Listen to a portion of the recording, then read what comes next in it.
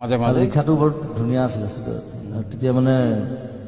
প্ৰথম কলেজলৈ গৈ প্ৰেমত পৰিছিলোঁ এজন ছোৱালী নামটো মই নকওঁ বাৰু জুবিনদাৰ উপস্থিতিত জুবিনদাৰ দেউতাকে জুবিনদাৰ কোনটো গীত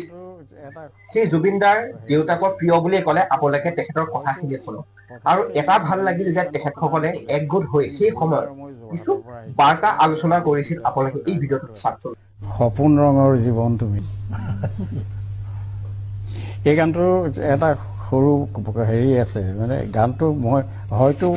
প্ৰথমতে ইমান মন দি এই গানটো শুনা নাছিলোঁ এদিন গৌৰীমা আৰু মই যোৰহাটৰ পৰা আহিছোঁ এওঁ নাহে আমি দুটা আছোঁ ড্ৰাইভাৰটো আছে এইটো বজাইছে ৰেডিঅ'টোত তাত বজাই তেতিয়া মই মন পুতি শুনিলোঁ গানটোত সুৰটো এইটো পিয়'ৰ মিউজিকৰ সুৰ গানৰ সুৰ নহয় পিয়'ৰ মিউজিক সেই গানটো হায়াৰ ছেকেণ্ডেৰী ফাৰ্ষ্ট ইয়েৰত থাকোঁতে কিন্তু সপোন ৰঙৰ জীৱন তুমিতো পটকৈ আহি যায় মোৰ মনত এইটো মই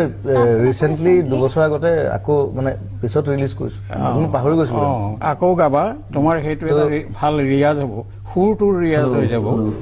আকৌ গাবা মাজে মাজে লিখাটো বৰ ধুনীয়া আছিল আচলতে তেতিয়া মানে প্ৰথম কলেজলৈ গৈ প্ৰেমত পৰিছিলোঁ এজন ছোৱালী নামটো মই নকওঁ বাৰু তাই বিয়া চিয়া হৈ গ'ল এই প্ৰেমত পৰি তেতিয়া লিখা গান